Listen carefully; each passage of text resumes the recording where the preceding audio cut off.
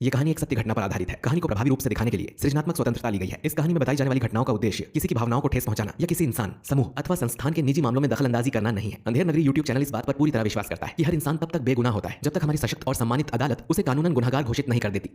दोस्तों, आज की कहानी आपके होश उड़ा देगी, आपको बहुत कुछ सिखाएगी भी, आपका दिल दहल जाएगा। पर इस कहानी को जब आप पूरा सुनेंगे, जानेंगे, तो आपको पता लगेगा कि एक छोटी सोच इंसान को किस हद तक गिरा सकती है। आइए शुरू करते हैं। दोस्तों, ये एक घटना है दिल्ली की। आज से 4 साल पहले जब कोविड का लॉकडाउन लगा था 2020 के मार्च में। ये घटना है 2020 के ही जनवरी की ये घटना है। और शुरू से शुरू करता हूँ। इस घटना की पूरी डिटेल में जाएंगे हम। दरअसल रानू नाम की एक लेडी की शादी होती है सोमनाथ नाम के एक व्यक्ति से। ये लोअर क्लास से बिलोंग करते हैं दोनों, मतलब कि इनकी माली हालत उतनी ठीक नहीं होती। और दोस्तों, सोमनाथ जो है एक मील में काम करता था और सोमनाथ की एक बहुत बुरी आदत थी शराब पीने की। ये बेहिसाब शराब पीता था और जितना भी पैसा इसे मिलता था उन सब की वो शराब पी जाता था। और इसकी वाइफ रानू, जो कि लोगों के घरों में बर्तन मांजकर पैसा कमाती थी, उससे भी पैसा छीनकर दारू पी लेता था। शादी के अगले ही साल इनका एक बेटा होता है, चिंटू।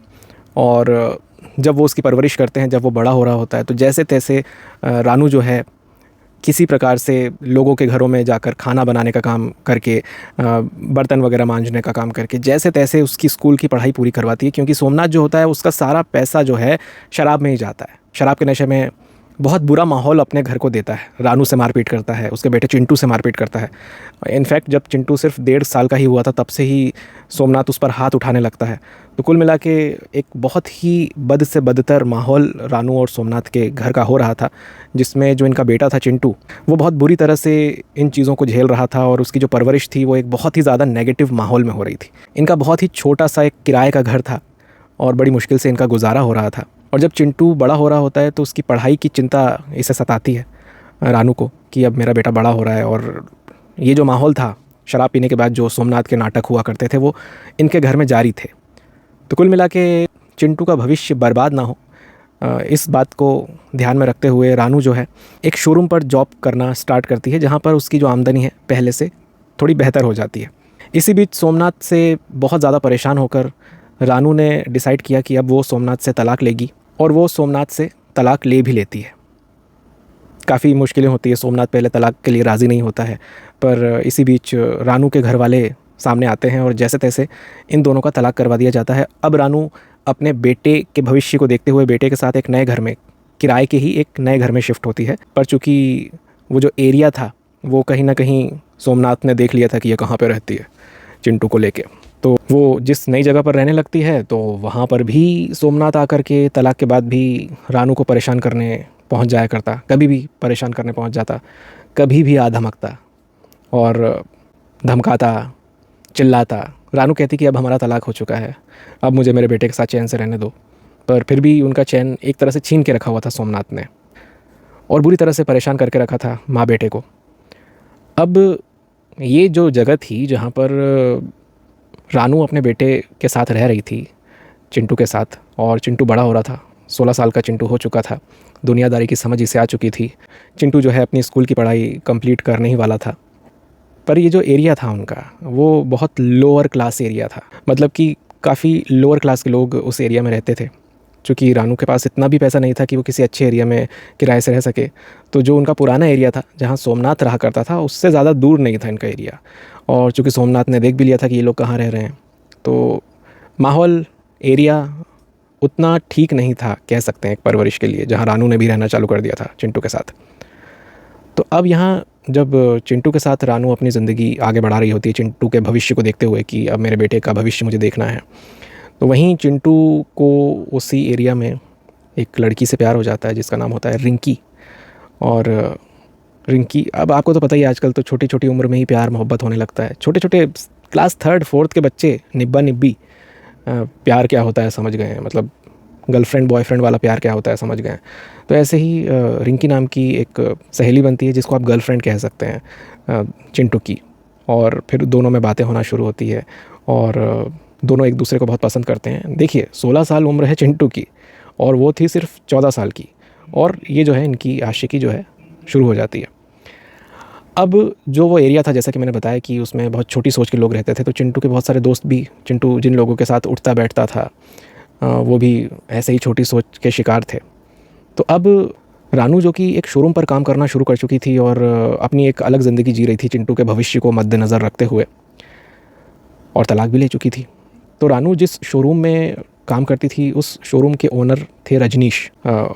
जब रानू उनसे मिलती है, पिछले जब से उसकी जॉब लगी थी तब से वो रजनीश जी के कांटेक्ट में थी, और रजनीश जी रानू के काम से काफ़ी इम्प्रेस थे। रानू काफ़ी ईमानदारी से शोरूम पे हिसाब किताब का काम करती थी और उसकी अच्छी खासी कमाई भी हो जाती थी। इतनी तो हो जाती थी कि चिंटू को, वो अपने बेटे को एक अच्छी तालीम दे सके। तो रजनीश जी जो हैं, जो जहाँ पे रानू काम करती थी, जिस शोरूम में उसके ओनर, वो रजनी को पसंद करने लगते हैं, क्योंकि रजनीश जी का भी जो पास्ट होता है वो भी इस प्रकार का होता है कि रजनीश जी की भी एक वाइफ़ थी और उनका भी डिवोर्स हो चुका था, और उनकी वाइफ़ भी, उनके 2 बच्चे थे, उनको लेकर कस्टडी लेकर उनकी रजनीश के जीवन से दूर चले गए थे। तो अब रानू और रजनीश एक दूसरे को पसंद करने लगते हैं, और रजनीश जो है स्वभाव का बहुत ही सरल, बहुत ही सज्जन, बहुत ही नेक किस्म का इंसान था, और रजनीश के इरादे कभी भी रानू को लेकर गलत नहीं थे। यहाँ रानू की उम्र हो गई थी 40 साल और वहीं रजनीश की उम्र थी 42 साल। दोनों की उम्र में भी जो फासला था और जो एक दूसरे को वो पसंद करने लगे थे। आजकल देखिए दोस्तों, अगर कोई लड़की यंग एज में या तो विधवा हो जाए या किसी औरत का, किसी लेडी का तलाक हो जाए, तो हमारा जो भारतीय संविधान है, भारतीय कानून है, उसे पूरी इजाज़त देता है कि वो उसकी ज़िंदगी की नई शुरुआत कर सके, अपना नया जीवन शुरू कर सके किसी भी ऐसे इंसान के साथ जिसको वो पसंद करती है, या कोई इंसान है तो किसी लेडी के साथ, कोई लेडी है तो किसी जेंट्स के साथ अपना जीवन शुरू कर सकती है। तो यहाँ पर रानू और रजनीश जब एक दूसरे को पसंद करते हैं तो इनका उठना बैठना अक्सर एक कैफ़े था रजनीश के शोरूम के पास में ही, वहाँ होता है, तो वहाँ वो अक्सर नाश्ते के लिए जाया करते थे। और जो रानू का एरिया था, जहाँ पर रानू रहती थी चिंटू के साथ, वो एरिया भी इस पर्टिकुलर शोरूम के, जहाँ पर रानू जॉब करती थी, उसके पास ही पड़ता था। तो चिंटू के कुछ दोस्त थे जिनके साथ चिंटू उठता बैठता था, वो चिंटू की मम्मी को, यानी कि रानू को देख लेते हैं रजनीश के साथ। तो अब आपको तो पता ही है, जैसा कि मैंने बताया कि एरिया बहुत छोटा, सोच बहुत छोटी वहाँ के लोगों की, तो बिल्कुल देर नहीं करते चिंटू के जो दोस्त जो उसके साथ खेला करते थे, रानू का कैरेक्टर असैसिनेशन करने में बिल्कुल देर नहीं करते। पूरी कॉलोनी में बात फैला देते हैं कि अरे चिंटू की जो मम्मी है उसका तो लफड़ा चल रहा है, वो तो कभी भी चली जाएगी, अरे वो तो उसके बॉस के साथ घूमती है, ऐसा वैसा। इस तरह की जब बातें चिंटू को पता लगती हैं कि मेरे दोस्त इस तरह की बातें कर रहे हैं, तो चिंटू पहले तो उनसे लड़ता झगड़ता है। चिंटू चूँकि 16 साल का एक टीनेजर लड़का था, और ये जो एज होती है, इस एज में वैसे ही खून में बहुत उबाल होता है, बहुत गर्म खून होता है, शुरू का जो जोश होता है वो बड़े उफान पे होता है। तो जब चिंटू को पता लगता है कि उसके दोस्त जो है उसकी मम्मी के बारे में इस तरह की बातें कर रहे हैं, चूँकि मैंने आपको बताया ना, जो एरिया है बहुत छोटा एरिया था, बहुत छोटे लोग, छोटी सोच और घटिया सोच के जो शिकार होते हैं, उसी तरह के उस एरिया के लोग थे। और जब ये सारी बातें वहाँ पे फैल जाती है तो और भी एरिया के बहुत सारे लोगों, उनको तो बातें चाहिए होती कि भैया किसके घर में किसका लफड़ा चल रहा है, किसकी बेटी भागी, किसने किसको मार दिया, किसका लफड़ा हो गया। यही चीज़ें जो है मुद्दे का विषय होती है ऐसे छोटे एरिया में खासकर। बाकी आप थोड़ी सी ऊंची सोसाइटी में जाओगे तो वहाँ पे थोड़े पढ़े लिखे, थोड़े से इंटेलेक्चुअल लोग होते हैं, तो वो हर एक चीज़ को समझदारी के एंगल से देखने की कोशिश करते हैं। वो इस एरिया में बिल्कुल नहीं था।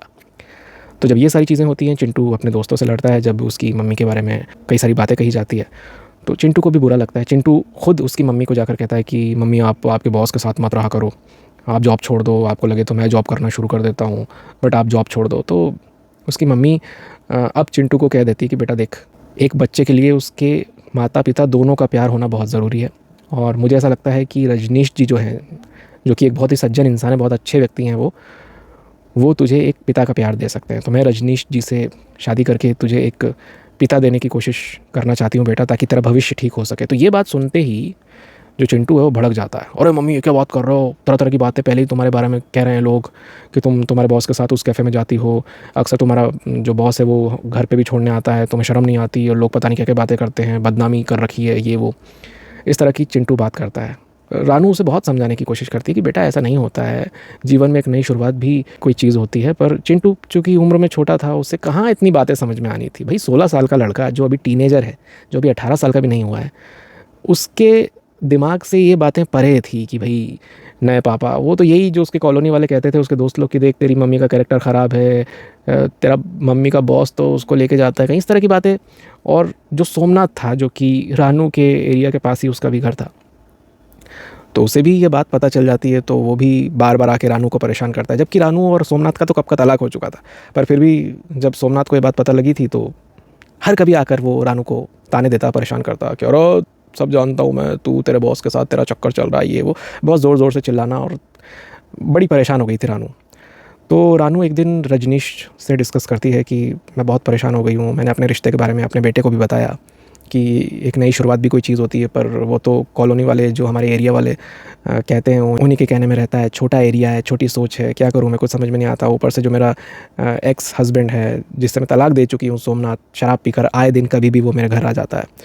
तो यहाँ पर जो रजनीश होता है वो कहता है रानू को कि यार एक काम करते हैं, अब जल्दी से जल्दी ना हम शादी कर ही लेते हैं, हम कोर्ट मैरिज कर लेते हैं और एक नई ज़िंदगी की शुरुआत करते हैं। और सबसे पहले उस एरिया से मैं तुमको निकालना चाहता हूँ, उस एरिया से तुम निकल जाना, चिंटू भी साथ में होगा, चिंटू के भविष्य की उतनी ही चिंता है मुझे भी जितनी तुम्हें है, तो चिंटू भी साथ होगा। और इन दोनों ने ये तक डिसाइड कर लिया था, रजनीश और रानू ने, कि हम अगर शादी करते हैं तो हम कभी भी औलाद पैदा नहीं करेंगे, क्योंकि औलाद अगर हम पैदा करेंगे तो चिंटू को जो हमें प्यार देना है वो प्यार हम उसे नहीं दे पाएंगे उतने अच्छे से।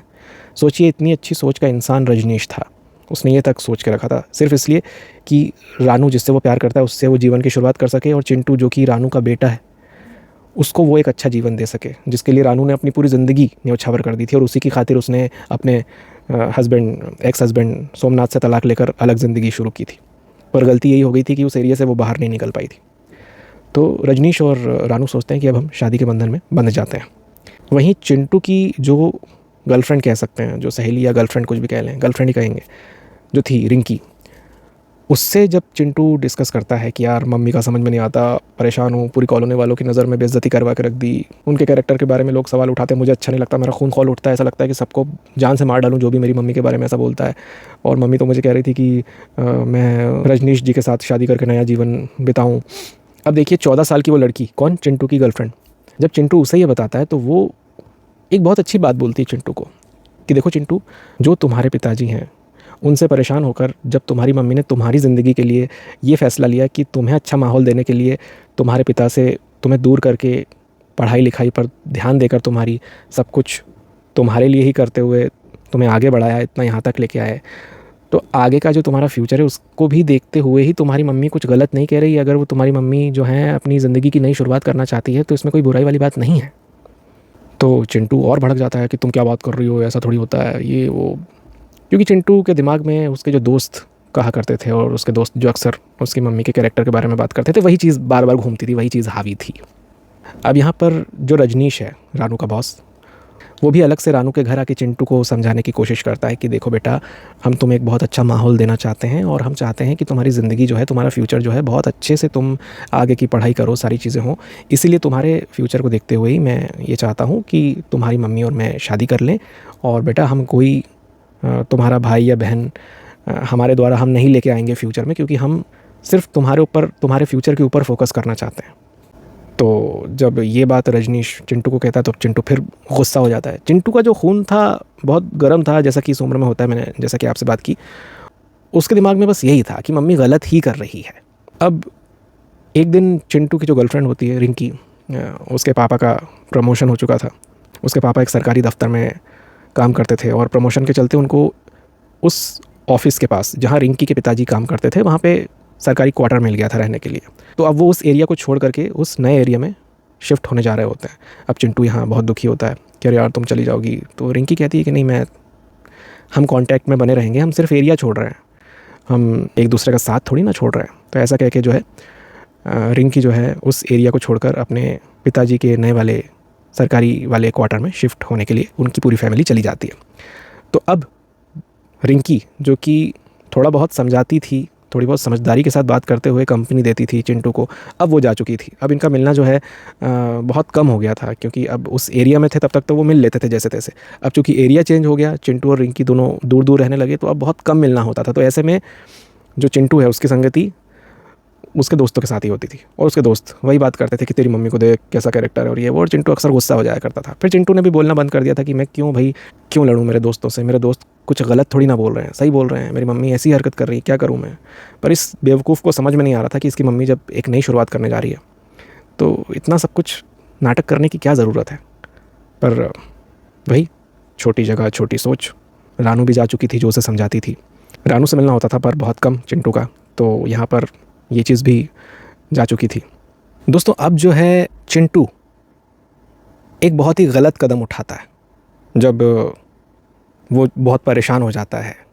उसके मुताबिक उसकी मम्मी जो कि गलत थी, तो अब चिंटू चले जाता है उसके पिताजी के पास, सोमनाथ के पास, वही दारूबाज सोमनाथ, और कहता है कि पापा मम्मी देखो कैसे उसके साथ जा रही है, मम्मी जिसके साथ जाना चाहती है उसने भी मुझसे कहा था कि तुम्हारी मम्मी और मैं शादी कर लेते हैं, मुझे बड़ा बुरा लग रहा है, पूरी कॉलोनी में बेइज्जती करके रख दी। मेरा दोस्त गोलू ये बोलता है, मेरा दोस्त सोनू ये बोलता है मम्मी के बारे में, पूरी कॉलोनी वाले ये बात करते हैं मम्मी के बारे में, इस तरह की बात करता है। और वो तो दारूबाज था ही। बोले बेटा जल्दी कुछ करते हैं, तेरी माँ का भी। तो इस तरह की बातें इनकी होती है। अब एक दिन रजनीश जो है रानू के साथ उसी कैफ़े में जहाँ वो अक्सर जाया करता था वहाँ बैठा होता है, नाश्ता कर रहा होता है। तो वहाँ पहुँच जाता है सोमनाथ और वहाँ पे ज़ोर ज़ोर से चिल्ला के बोलने लगता है कि अबे किसके साथ बैठी है तू, तू मेरी बीवी है समझी, और तू इसके साथ जाना चाहती है, और ये वो ऐसा करके बहुत लफड़ा करता है, लड़ाई करने की कोशिश करता है। तो वहाँ पे जो कैफ़े ओनर होता है वो बोलता है भाई ये लफड़ा यहाँ नहीं करना, बाहर करना है ना, और जो भी है।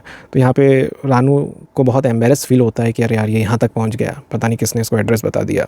पिछले कुछ दिनों से रेकी भी करता है सोमनाथ, कुछ दिनों पहले तक, कि ये कहाँ जाती है क्या करती है। अब कोई काम तो था नहीं, बस दारू पीना और मील में कुछ घंटे काम करना, वहाँ से जो पैसा मिले उसकी पी के इधर उधर घूमना, बस यही काम था। और इसी वजह से जो है रानू ने उसे छोड़ा था। तो रेकी करके सब देखता है ये कहाँ जाती है क्या करती है, और कैफ़े में आके ये नाटक इस तरह के करता है। अब जैसे तैसे वहाँ से उसे भगाया जाता है उस कैफ़े से कि चलो भाई यहाँ से निकलो, यहाँ कोई लफड़ा नहीं चाहिए। तो ऐसा करके उस कैफ़े से कुछ लोग होते हैं कैफ़े में काम करने वाले, उसको भगाते हैं वहाँ से कि तू जा भाई, यहाँ कैसे घुस आया। तो रजनीश अब रानू को कहता है कि देखो अब हमें फाइनली जो है शादी कर ही लेने चाहिए। अब फाइनली रानू भी चिंटू के फ़ैसले का वेट नहीं करती। ये इतने दिनों तक रुके हुए थे, सिर्फ चिंटू अगर हाँ कर दे कि ठीक है मम्मी आप कर लीजिए अपनी ज़िंदगी की नई शुरुआत में आपके साथ हूँ, सिर्फ ये सुनने के लिए ये दोनों रुके हुए थे। बट अब चूँकि पानी सिर से ऊपर जा चुका था, चिंटू को कई बार समझा दिया गया था, फिर भी चिंटू समझने को तैयार नहीं था। चिंटू की जो गर्लफ्रेंड थी रिंकी, वो भी उस एरिया से जा चुकी थी, जो उसे कभी कभी कुछ सही सलाह दे दिया करती थी। तो अब जो है ये फ़ैसला लेते हैं रानू और रजनीश कि अब हम कोर्ट में जाके शादी कर ही लेते हैं, अब हम वेट नहीं करेंगे चिंटू के किसी भी डिसीजन का। अब दोस्तों जब रानू और रजनीश दोनों मिल करके डिसाइड करते हैं कि हम कोर्ट मैरिज करेंगे, तो कोर्ट का कुछ नियम होता है कि कोर्ट में जाके कुछ कागजात लाने होते हैं, और फिर वो 7 दिनों के बाद कुछ रजिस्ट्रार ऑफिस के थ्रू कुछ ऐसा होता है, कुछ कागजात दिया जाता है। फिर आप 7 दिन के बाद जाके उस फॉर्मेलिटी को पूरी करके फिर जो है वहाँ पे कोर्ट मैरिज कर सकते हैं। ये सिर्फ जो डिवोर्स वाले होते हैं, जो डिवोर्सी होते हैं, जैसे रानू एक डिवोर्सी थी, उधर रजनीश भी एक डिवोर्सी इंसान था, तो उनके लिए शायद ये प्रोसेस होती है। तो 1 हफ्ते के बाद का कोर्ट से उनको टाइम मिलता है कोर्ट मैरिज का। तब तक के कुछ तलाक के कुछ दस्तावेज़ उन्हें, जो पहला तलाक उनका हुआ था उसको अरेंज करने के लिए उनको कहा जाता है कि ये कुछ प्रोसेस है और 7 दिन के बाद आप कोर्ट मैरिज कर सकते हैं। तो जब कोर्ट में उन्हें 7 दिन के बाद बुलवाया जाता है तो कुछ डॉक्यूमेंट्स जो कोर्ट की तरफ से मिलते हैं वो रानू लेकर आती है अपने घर, और उन डॉक्यूमेंट्स को चिंटू देख लेता है कि ये कुछ डॉक्यूमेंट्स हैं, और वो समझ जाता है सब कुछ देख के कि मम्मी जो है कोर्ट मैरिज करने वाली हैं, और डेट वगैरह सब उसमें मेंशन होती है, तो वो सब देख लेता है।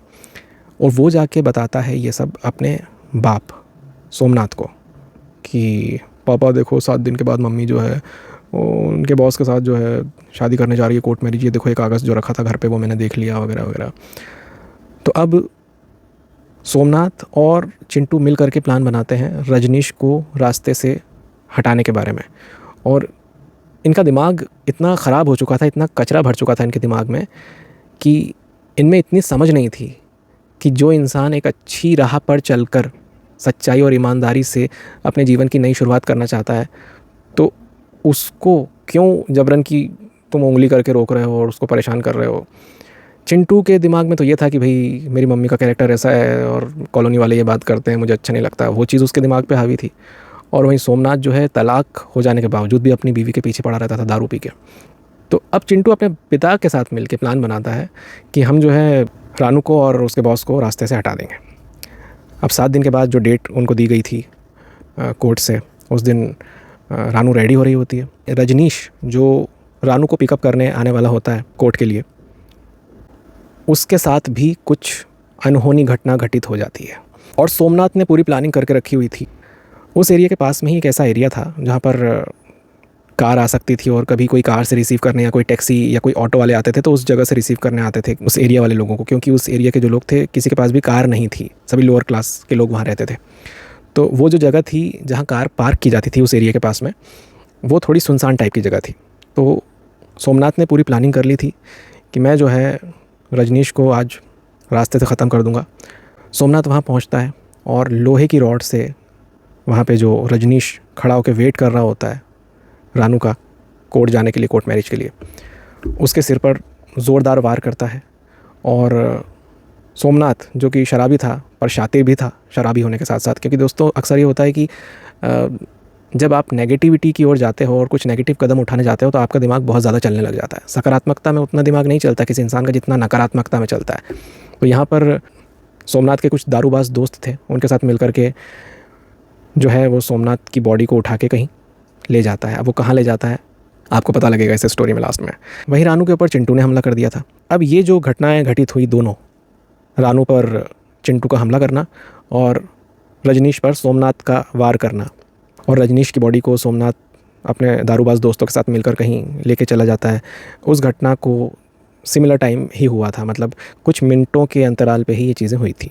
अब कुछ घंटे बीत जाते हैं और उस एरिया में जो सब्ज़ी बेचने आया करता था वो देखता है कि भाई ये कार खड़ी हुई है, कार का शीशा खुला हुआ है पर यहाँ कोई दिख नहीं रहा है। तो वो देखता है कि आसपास कोई है नहीं, तो वो खबर कर देता है पुलिस को कि साहब ये गाड़ी खड़ी हुई है, अज्ञात गाड़ी है, पता नहीं कैसे हमारे एरिया में किसने खड़ी कर दी है, आप देखो साहब, पास ही में थाना होता है। तो पुलिस आती है, देखती है तो कोई मिलता नहीं है कार के आसपास। कार के अंदर कुछ डॉक्यूमेंट्स देखती है तो उसमें रजनीश के कुछ डॉक्यूमेंट्स निकलते हैं, इंश्योरेंस वगैरह जो कार में उसके रखे हुए थे, आरसी इंश्योरेंस वगैरह जिसमें उसका नाम होता है, उसके नाम से, उसकी डिटेल से उन्हें पता चलता है पुलिस को कि ये किसी शोरूम का मैनेजर है। अब दोस्तों होता यह है कि इस घटना को 2 दिन बीत चुके थे और रजनीश जिस शोरूम पर मैनेजर था वहाँ जो उसके साथ काम करते थे उनको बड़ी चिंता होती है कि यार 2 दिन हो गए, इनका नंबर भी नहीं लग रहा है, क्या है। तो वो रजनीश के घर जाकर पता करते हैं कि भाई रजनीश सर आ क्यों नहीं रहे हैं। तो वो अपने घर पे भी नहीं मिलता, फ़ोन भी नहीं लगता। घबरा कर जो रजनीश के ऑफ़िस वाले लोग हैं, उस शोरूम के जो लोग हैं, वो पुलिस कंप्लेंट करते हैं कि साहब हमारे सर हैं, ये मिल नहीं रहे हैं, 2 दिन से इनका आता पता नहीं है। तो पुलिस तफ्तीश करती है तो पता लगता है कि भाई साथ में जो काम करती है रानू जी, वो भी 2 दिन से गायब हैं। अक्सर वो दोनों साथ में यहीं पास के कैफ़े में जाते थे। अब पुलिस रजनीश के ऑफ़िस में उसके ऑफ़िस वालों से पूछताछ करती है कि भाई आप जो बता रहे हैं कि ऑफ़िस में एक और जो मैडम काम करती हैं रानू, वो भी 2 दिन से गायब हैं, तो ये मतलब कैसा रिश्ता था इन दोनों का। तो लोग बताते हैं वहाँ पे कि देखिए हमारे साहब जी जो हैं बहुत नेक आदमी हैं और रानू जी जो हैं उनका भी तलाक हो चुका था और वो हम उम्र हैं, एक दूसरे को पसंद करते हैं और हमें ऐसा लगता है कि वो कहीं ना कहीं एक दूसरे के साथ मिलके नया जीवन शुरू करने वाले थे। ऐसा उनका कुछ चल रहा था क्योंकि कुछ लोगों से शेयर भी किया था रजनीश ने। तो पुलिस पूछती है फिर कि भाई कोई ऐसी जगह है जहाँ ये लोग जाते हों, कुछ पता है आपको? तो बताते हैं शोरूम पे जो लोग काम करते हैं कि हाँ हमारे जो सर हैं वो रानू मैडम के साथ जाते थे, ये पास में एक कैफ़े है वहाँ पे। तो वहाँ जब पुलिस जाती है, पूछती है कैफ़े में कि भाई यहाँ पे रजनीश नाम के व्यक्ति आते थे क्या, फ़ोटो वगैरह दिखाती है। तो कैफ़े का ओनर होता है, वो कहता है हाँ साहब ये आते थे और इन मैडम के साथ ही आते थे, पर बोले इनका तो कहीं कुछ लगता ही नहीं कि किसी से लड़ाई करते होंगे ये साहब, बहुत अच्छे हैं, मैडम भी बहुत अच्छी हैं। पर बोले कुछ दिन पहले ये जो मैडम है जब ये सर के साथ बैठी हुई थी तो एक आदमी दारूबाज लग रहा था, उसके हुलिये से दारू भी पी हुई थी उसने, यहाँ पे आके हंगामा कर रहा था। तो और उसका ये हुलिया जब बताते हैं और कह रहा था यहाँ पे कि तू मेरी बीवी है और इसके साथ क्यों जा रही है। तो ऐसा लग रहा था साहब कि वो जो मैडम है जो रजनीश साहब के साथ आती थी हमारे कैफ़े में, उनका शायद वो पति लग रहा था बातों से। तो ऐसा लग रहा था कि शायद ये इनका पति है, वो जो दारूबाज था वो। तो पुलिस का दिमाग ठनकता है, पुलिस अब पूछताछ करने जाती है रानू के घर। रानू के घर में चिंटू मिलता है पुलिस को, और जैसे ही पुलिस यहाँ पे रानू के घर पहुँचती है और जैसे ही वो घर पहुँचते हैं तो चिंटू पुलिस को देखकर घबरा जाता है। उसकी घबराहट देख के जो है पुलिस पता कर लेती है कि इसने ही कुछ गड़बड़ किया है, और पूछते हैं उससे, पूछताछ करते हैं तो वो बताता है कि मेरे जो पापा हैं उन्होंने, जो सोमनाथ था, उन्होंने जो है मेरी मम्मी के बॉस को मार दिया है। मैंने भी अपनी मम्मी पर हमला कर दिया था और वो घायल हैं, और वो मेरे पिताजी के घर पे ही हैं, मतलब सोमनाथ के घर पे। यहाँ पर चिंटू ने उस दिन अपनी मम्मी पर ही हमला कर दिया था, जानलेवा हमला था, पर किस्मत से रानू जो है बच गई थी, और रानू को सोमनाथ ने अपने घर पर रखा हुआ था, और सोमनाथ ने अपने कुछ दारूबाज दोस्तों के साथ मिलकर रजनीश को मौत के घाट उतार दिया था, और उसकी लाश पता नहीं कहाँ पटक दी थी। जब पुलिस पहुँचती है सोमनाथ के घर तो वहाँ पे उसको रानू मिलती है जो घायल अवस्था में होती है, और फिर पुलिस सोमनाथ से पूछताछ करती है तो सोमनाथ फिर उगलता है कि मेरे दोस्तों के साथ मिलकर मैंने वहाँ पे जो है उस रजनीश की लाश को पटक दिया है, इसकी वजह से ही बदनामी हो रही थी हमारे नाम की।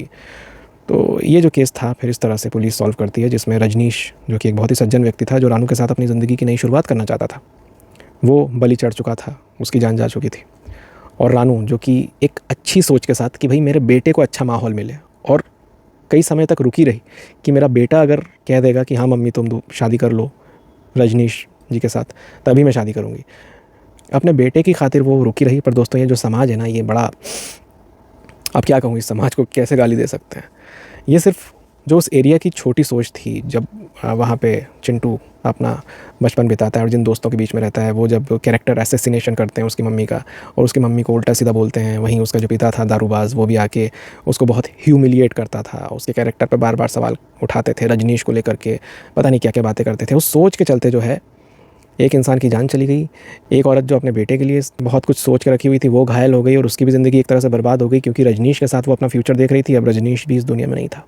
तो दोस्तों ये थी आज की कहानी कि कैसे एक बेटे ने अपने शराबी बाप के साथ मिल करके अपनी माँ के होने वाले पति, जो उसकी माँ उसके ही भविष्य के लिए सोच रही थी कि अच्छे से मैं अपने बेटे को एक जीवन दे पाऊँ, उसके फ्यूचर के बारे में कुछ सोच पाऊँ, वही पूरी तरह से बर्बाद हो गई। कई सपने बर्बाद हो गए, और एक छोटी सोच की वजह से जो है एक पूरे के पूरे इंसिडेंट से कई सारे लोगों की ज़िंदगी बर्बाद हो गई। देखो सोमनाथ वो तो खुद ही पहले दारू पी के अपनी ज़िंदगी बर्बाद कर चुका था।